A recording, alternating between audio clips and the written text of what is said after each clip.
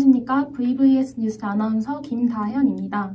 코로나19로 인해 매우 다양한 환경 문제들이 이슈가 되고 있는데요. 특히 쓰레기 대란이 매우 심각합니다. 통계청과 환경부의 통계에 의하면 올해 상반기 생활 폐기물량은 지난해 같은 기간보다 11.1%, 플라스틱류는 15.6%가 증가했습니다. 코로나 바이러스 확산으로 택배나 음식 배달이 크게 늘면서 각종 폐기물이 급증한 것이 그 원인입니다. 환경오염이 빠르게 진행되면서 우리 삶에 실질적인 영향을 미치고 있기에 이에 대한 대응 방안을 모색해보고자 안지수 기자가 현장을 취재했습니다. 요즘 분리수거장에서 흔히 볼 수 있는 장면이죠. 코로나로 인해 택배와 배달음식 주문량이 늘어나며 플라스틱 사용량은 눈에 띄게 증가하였습니다. 통계청 자료에 따르면 우리나라는 1인당 플라스틱 사용률이 연간 98.2kg으로 세계 1위라고 합니다. 하지만 그에 비해 재활용률은 현저히 낮습니다. 이렇듯 심각해지는 환경 문제에 대응하기 위한 방안으로 많은 기업들은 플라스틱 업사이클링에 주목하고 있습니다. 그럼 업사이클링 관련 전문가를 모시고 인터뷰해보겠습니다. 어떠한 과정으로 업사이클링 화분이 만들어지게 되나요? 네, 안녕하세요. 저는 환경 스타트업 그린웨이브 대표 최동민입니다. 가정이나 공장 등에서 수거된 폐비닐이 재생 공장에 오게 되면 첫 번째로 파쇄와 세척의 과정들을 여러 번 거치게 됩니다. 이 과정을 통해서 폐비닐의 불순물들이 제거되고 그것들을 재활용할 수 있도록 잘게 잘라지게 됩니다. 이렇게 잘게 잘라진 것에서 수분을 제거하고 이것들을 뜨거운 온도로 녹여서 압축을 하게 되면 이렇게 재활용을 할 수 있는 기본 소재인 원료가 되는 펠릿이라는 것이 만들어지게 됩니다. 네, 이렇게 만들어진 재생 펠릿은 모든 재활용품을 만들기 위한 기본 원료가 됩니다. 이러한 원료를 제조 공장으로 이동을 하여서 제조 공장에서는 이 원료를 다시 한번 뜨거운 온도로 녹이게 됩니다. 이렇게 녹여진 원료를 사출 기계를 통해서 우리가 원하는 모양의 제품들을 만들 수 있는데요. 이런 형태의 화분들도 그런 과정을 통해서 만들어졌습니다. 화분 하나당 필요한 폐비닐 플라스틱의 양은 얼마인가요? 아시다시피 비닐은 개당 중량이 굉장히 작아요. 더군다나 폐비닐 중에서 저희가 이런 딱딱한 재질로 만들 수 있는 것들은 우리가 폴리프로파일렌이라고 설명하는 PP들을 재질로 만든 비닐을 활용해서 이런 제품들을 만들 수가 있습니다.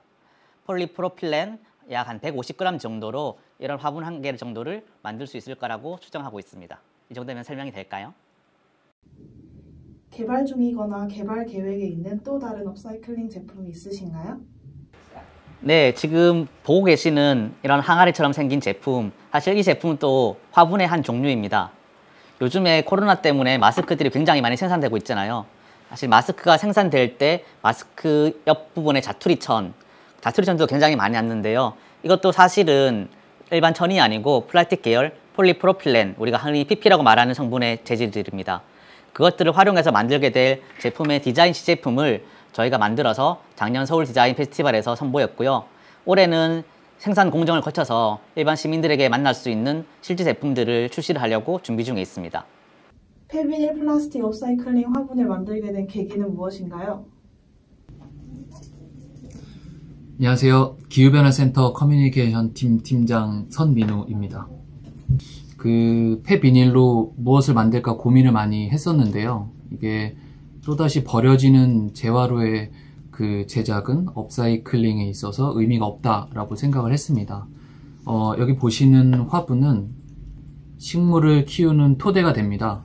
그리고 그 식물은 공기 정화의 역할과 정서를 케어해주는 사람을 향한 선순환의 고리가 된다라고 생각을 했기 때문에 다양한 의미로 이 화분을 제작을 하게 되었습니다.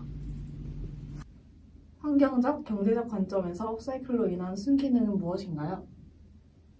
네, 코로나19로 인해서 집에 있는 시간이 많아지고 사회적 거리두기로 인해서 배달 음식이 많이 증가를 했었죠. 그래서 환경부 자료에 따르면 2020년 하반기 하루 평균 폐비닐이 951톤이 배출된다고 합니다. 대부분의 생활 폐기물은 제대로 처리되지 않은 채 전국 230여 개의 쓰레기 산에서 메탄가스를 뿜어내고 있습니다. 이렇게 땅에 묻어도 썩지 않는 폐비닐과 폐플라스틱을 활용하면 매립 쓰레기를 자원화하는 데 큰 역할을 하게 됩니다. 네, 인터뷰에 응해주신 기후변화센터와 그린웨이브 관계자분 감사드립니다. 지금까지 BBS 뉴스 안지수 기자였습니다. 우리가 매일 착용하고 있는 마스크도 섬유 제품으로 알고 있는 경우가 많지만 대부분이 플라스틱 폐기물입니다.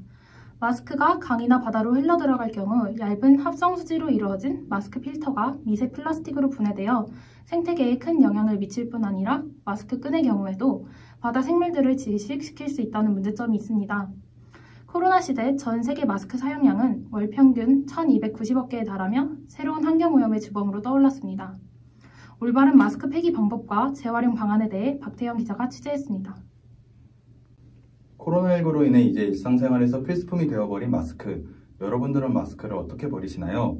대부분 마스크를 접어서 바로 쓰레기통에 버릴 것입니다. 그러나 아무 문제 없어 보이는 이 행동으로 인해 야생동물이 목숨을 위협받는다는 사실을 알고 계시나요?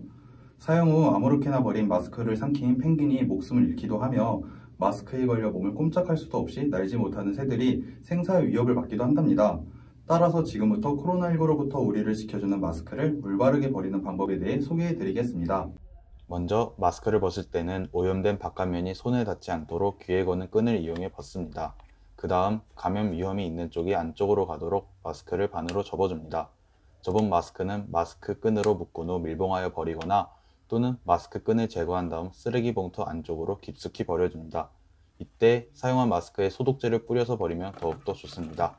이상으로 올바른 마스크 폐기 방법에 대해 알려드렸습니다. 다음으로는 매일매일 나오는 마스크를 일상생활에서 재활용할 수 있는 방법에 대해서 소개해드리도록 하겠습니다. 먼저 재활용할 마스크 3개를 준비한 다음 끈을 잘라줍니다. 잘라낸 마스크 끈을 피셔맨 매듭 묶기 방법으로 2개씩 묶어줍니다. 피셔맨 매듭 묶기 방법은 인터넷에 검색해보면 잘 나와있으니 참고해주시기 바랍니다. 이렇게 해서 만들어진 끈 3개의 윗부분을 한데 잡고 느슨하게 묶어줍니다.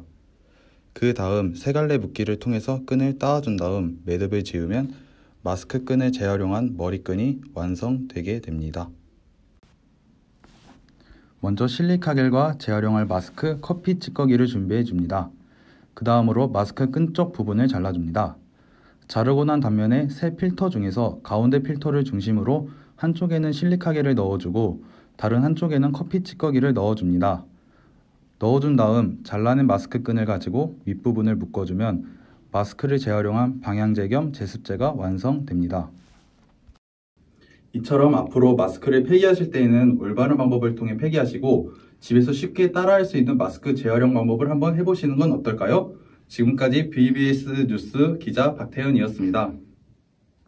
코로나 시대에 더욱 중요해진 환경 문제의 경각심을 가지고 각자가 가지고 있는 관심사와 기후위기 문제를 연결시켜 해결하기 위해 노력해야 할 때입니다. 이상으로 뉴스 마치겠습니다. 감사합니다.